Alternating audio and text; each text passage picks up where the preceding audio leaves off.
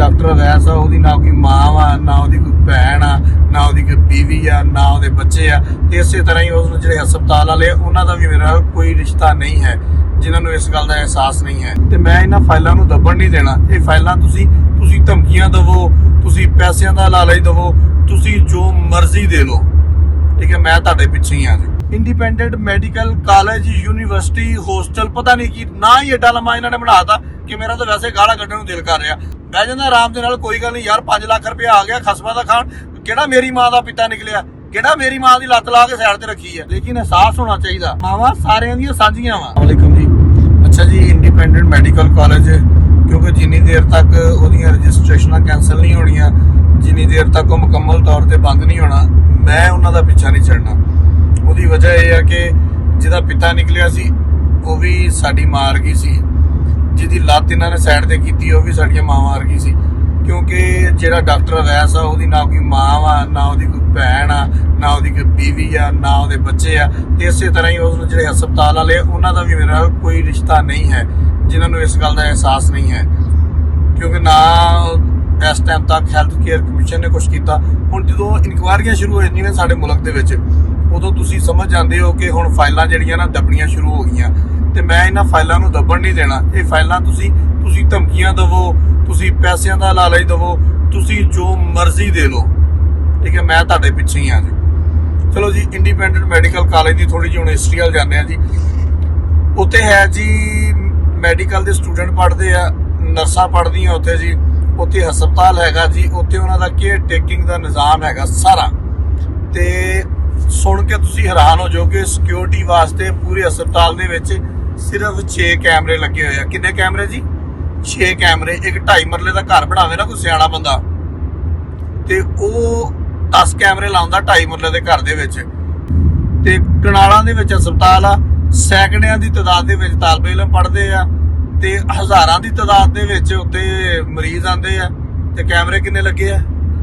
ਬੇਸ਼ੁਮਾਰ ਲਾਨਤ। ਇਸ ਤੋਂ ਇਲਾਵਾ ਮੈਂ ਕੁਝ ਨਹੀਂ ਕਹਿ ਸਕਦਾ। ਮੇਰੇ ਖਿਆਲ ਨਾਲ ਇਹੀ ਬਣਦੀ ਹੈ, ਕਿਉਂਕਿ ਦੁੱਖ ਮੈਨੂੰ ਹੀ ਹੈ ਨਾ ਕਿ ਸਾਡੇ ਮੁਲਕ ਦੇ ਵਿੱਚ ਕੀ ਹੋ ਰਿਹਾ, ਮੇਰੇ ਸ਼ਹਿਰ ਦੇ ਵਿੱਚ ਕੀ ਹੋ ਰਿਹਾ।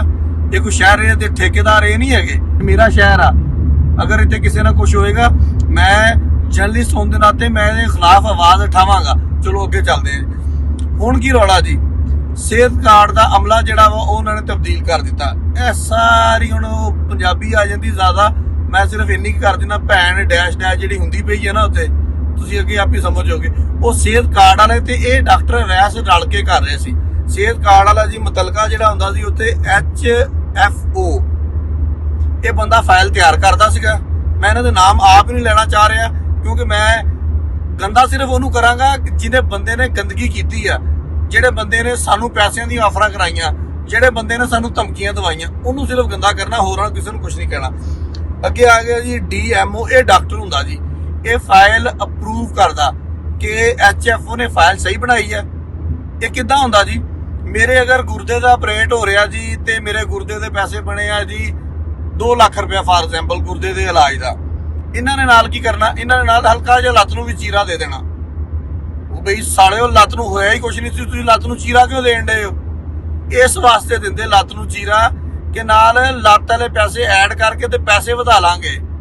ਉਹਦਾ ਕਮਿਸ਼ਨ HFO, DMO ਤੇ ਡਾਕਟਰ ਸਾਹਿਬ ਰਲ ਮਿਲ ਕੇ ਖਾ ਲੈਣਗੇ। ਤੇ ਅਗਲੀ ਗੱਲ ਤੁਹਾਨੂੰ ਦੱਸਾਂ ਕਿ ਜਿਹੜਾ ਇਹਦਾ ਜ਼ੋਨਲ ਹੈਡ ਹੈਗਾ ਵਾ ਅਬੈਦੁਰ ਰਹਿਮਾਨ ਤੇ ਸਟੇਟ ਲਾਈਫ ਵਾਲੇ ਰਲ ਮਿਲ ਕੇ, ਇਹ ਸਾਰੇ ਰਲ ਮਿਲ ਕੇ ਜਿਵੇਂ ਕਹਿੰਦੇ ਨਾ ਕੁੱਤੀ ਚੋਰਾਂ ਨਾਲ ਰਲੀ ਹੋਈ ਆ, ਤੇ ਕੁੱਤੀ ਚੋਰਾਂ ਨਾਲ ਰਲੀ ਹੋਈ ਆ ਬੇਸਿਕਲੀ। ਸਾਰੇ ਰਲ ਮਿਲ ਕੇ ਖਾਈ ਪੀ ਜਾ ਰਹੇ ਆ। ਤੇ ਮੇਰੀ ਹੈਲਥ ਕੇਅਰ ਕਮਿਸ਼ਨ ਵਾਲਿਆਂ ਨੂੰ ਦਰਖਾਸਤ ਆ ਕਿ ਇਦਾਂ ਦੇ ਬੰਦਿਆਂ ਨੂੰ ਇਸ ਜਗ੍ਹਾ ਦੇ ਉੱਪਰ ਹਸਪੀਟਲ ਬਣਾਉਣ ਦਾ ਕੋਈ ਹੱਕ ਹਾਸਲ ਨਹੀਂ। ਮੈਨੂੰ ਇੱਕ ਬੰਦੇ ਦਾ ਫੋਨ ਆਇਆ ਜੀ, ਯਾਰ ਉੱਥੇ ਹਜ਼ਾਰਾਂ ਲੋਕਾਂ ਦਾ ਰੋਜ਼ਗਾਰ ਲੱਗਾ ਆ। ਮੈਂ ਕਿਹਾ ਜੀ ਤੁਹਾਡੇ ਹਜ਼ਾਰਾਂ ਲੋਕਾਂ ਦੀਆਂ ਮਾਵਾਂ ਦੇ ਪਿੱਤੇ ਕੱਢ ਕੇ ਬਾਹਰ ਰੱਖਦੀ ਹੈ ਨਾ, ਤੁਹਾਡੀਆਂ ਹਜ਼ਾਰਾਂ ਰੋਜ਼ਗਾਰ ਵਾਲਿਆਂ ਦੀਆਂ ਮਾਵਾਂ ਦੀਆਂ ਲੱਤਾਂ ਵੱਢ ਕੇ ਸਾਈਡ ਤੇ ਰੱਖਦੀ ਹੈ ਨਾ, ਤੁਹਾਨੂੰ ਅਹਿਸਾਸ ਹੋਏਗਾ, ਤੁਹਾਨੂੰ ਪਤਾ ਲੱਗੇਗਾ ਕਿ ਕਿੱਦਾਂ ਰੋਜ਼ਗਾਰ ਲੱਗਾ ਆ। ਰੋਜ਼ੀ ਦੇਣ ਵਾਲੇ ਹਸਪਤਾਲ ਵਾਲੇ ਨਹੀਂ ਮੇਰੇ ਭਾਈ, ਰੋਜ਼ੀ ਦੇਣ ਵਾਲੀ ਅੱਲਾਹ ਦੀ ਜ਼ਾਤ ਆ। ਮੈਂ ਵੀ 5 ਲੱਖ ਰੁਪਇਆ ਜੇਬ 'ਚ ਪਾ ਕੇ ਚੁੱਪ ਕਰ ਜਾਂਦਾ, ਬਹਿ ਜਾਂਦਾ ਆਰਾਮ ਦੇ ਨਾਲ। ਕੋਈ ਗੱਲ ਨਹੀਂ ਯਾਰ, 5 ਲੱਖ ਰੁਪਇਆ ਆ ਗਿਆ ਖਸਮਾਂ ਦਾ ਖਾਣ, ਕਿਹੜਾ ਮੇਰੀ ਮਾਂ ਦਾ ਪਿਤਾ ਨਿਕਲਿਆ, ਕਿਹੜਾ ਮੇਰੀ ਮਾਂ ਦੀ ਲੱਤ ਲਾ ਕੇ ਸਾਈਡ ਤੇ ਰੱਖੀ ਆ। ਲੇਕਿਨ ਅਹਿਸਾਸ ਹੋਣਾ ਚਾਹੀਦਾ, ਮਾਵਾਂ ਸਾਰਿਆਂ ਦੀਆਂ ਸਾਂਝੀਆਂ ਵਾ, ਤੇ ਜਦੋਂ ਮਾਵਾਂ ਸਾਰਿਆਂ ਦੀਆਂ ਸਾਂਝੀਆਂ ਵਾ, ਮੈਂ ਹੁਣ ਵੀ ਕਵਾਂਗਾ ਕਿ ਉਹ ਦੋਨੇ ਖਵਾਤੀਨ ਮੇਰੀਆਂ ਮਾਵਾਂ ਬਜਾ ਨੇ, ਤੇ ਮੈਨੂੰ ਉਹਨਾਂ ਹੀ ਦੁੱਖ ਹੋਇਆ ਜਿੰਨਾ ਉਹਨਾਂ ਦੀ ਔਲਾਦ ਨੂੰ ਦੁੱਖ ਹੋ ਰਿਹਾ। ਅੱਛਾ ਜੀ, ਸਿਹਤ ਕਾਰਡ ਦੇ ਉੱਪਰ ਰੋਜ਼ਾਨਾ ਦੀ ਬੁਨਿਆਦ ਦੇ ਉੱਪਰ 35 ਤੋਂ 40 ਐਡਮਿਸ਼ਨ ਇੱਥੇ ਹੋ ਰਹੇ ਨੇ। Independent medical college, university, hostel, ਪਤਾ ਨਹੀਂ ਕੀ ਨਾ ਹੀ ਏਡਾ ਲੰਮਾ ਇਹਨਾਂ ਨੇ ਬਣਾਤਾ ਕਿ ਮੇਰਾ ਤਾਂ ਵੈਸੇ ਗਾਲਾਂ ਕੱਢਣ ਨੂੰ ਦਿਲ ਕਰ ਰਿਹਾ। ਅੱਛਾ ਜੀ, 35 ਦੇ ਵਿੱਚੋਂ 30 ਦੇ ਆਪਰੇਸ਼ਨ ਹੁੰਦੇ ਆ, ਤੇ 30 ਦੇ ਆਪਰੇਸ਼ਨ, ਜਦੋਂ 30 ਬੰਦਿਆਂ ਦੇ ਆਪਰੇਸ਼ਨ ਤੁਸੀਂ ਕਰਨ ਦੇ ਹੋ ਇੱਕ ਇੱਕ ਦਿਨ ਦੇ ਵਿੱਚ, ਲੱਤਾਂ ਲਾਈ ਜਾ ਰਹੇ ਹੋ, ਪਿੱਤੇ ਕੱਢੀ ਜਾ ਰਹੇ ਹੋ, ਗੁਰਦੇ ਕੱਢੀ ਜਾ ਰਹੇ ਹੋ, ਦਿਲ ਕੱਢੀ ਜਾ ਰਿਹਾ, ਜਿਹੜੀ ਸ਼ਾਇਦ ਤੁਹਾਡੇ ਹੱਥ ਲੱਗ ਰਹੀ ਤੁਸੀਂ ਕੱਢ ਕੇ ਬਾਹਰ ਮਾਰੀ ਜਾ ਰਹੇ ਹੋ। ਇਹ ਤਾਂ ਫੜੇ ਗਏ ਆ। ਪਤਾ ਨਹੀਂ ਅੱਗੇ ਕਿੰਨਿਆਂ ਦੇ ਨਾਲ ਇਹਨਾਂ ਨੇ ਆ ਜਿਹੜਾ ਖਿਲਵਾੜ ਕੀਤਾ ਵਾ, ਕਿੰਨੇ ਬੰਦਿਆਂ ਦੇ ਨਾਲ ਕੀਤਾ ਵਾ। ਤੇ ਮੇਰੀ ਹੈਲਥ ਕੇਅਰ ਕਮਿਸ਼ਨ ਅੱਗੇ ਗੁਜ਼ਾਰਿਸ਼ ਆ, ਇਸ ਤੋਂ ਪਹਿਲੇ ਕਿ ਮੈਂ ਹੈਲਥ ਕੇਅਰ ਕਮਿਸ਼ਨ ਦੀਆਂ ਖਬਰਾਂ ਕੱਢ ਕੇ ਲਿਆਵਾਂ, ਉਹਨਾਂ ਦੇ ਕਰਤੂਤ ਬਾਹਰ ਕੱਢ ਕੇ ਲਿਆਵਾਂ, ਤੁਸੀਂ ਆਪਣੇ ਆਪ ਬਾਜ਼ ਆ ਕੇ ਇਹਨਾਂ ਦਾ ਇਲਾਜ ਕਰ ਲਓ। ਜਿਹੜੇ ਬੰਦੇ ਨੇ ਇਹਨੂੰ ਰਜਿਸਟਰਡ ਕੀਤਾ, ਜਿਹੜੇ ਕਮਰੇ, ਜਿਹੜੇ ਬੰਦੇ ਨੇ ਆਪਰੇਸ਼ਨ ਥੀਏਟਰ ਅਪਰੂਵ ਕੀਤੇ, ਜਿਹੜੇ ਬੰਦਿਆਂ ਨੇ ਹੈਲਥ ਦੇ ਵਿੱਚ ਜਾ ਕੇ, ਹੈਲਥ ਕਾਰਡ ਦੇ ਵਿੱਚ ਜਾ ਕੇ ਬੇਈਮਾਨੀਆਂ ਕੀਤੀਆਂ, ਸਾਰਿਆਂ ਨੂੰ ਕਟਹਿਰੇ 'ਚ ਲੈ ਆਓ, ਨਹੀਂ ਤਾਂ ਮੈਂ ਤੁਹਾਨੂੰ ਕਟਹਿਰੇ 'ਚ ਰੋਜ਼ ਲੈ ਕੇ ਆਣਾ ਜੇ। ਬਹੁਤ ਸ਼ੁਕਰੀਆ।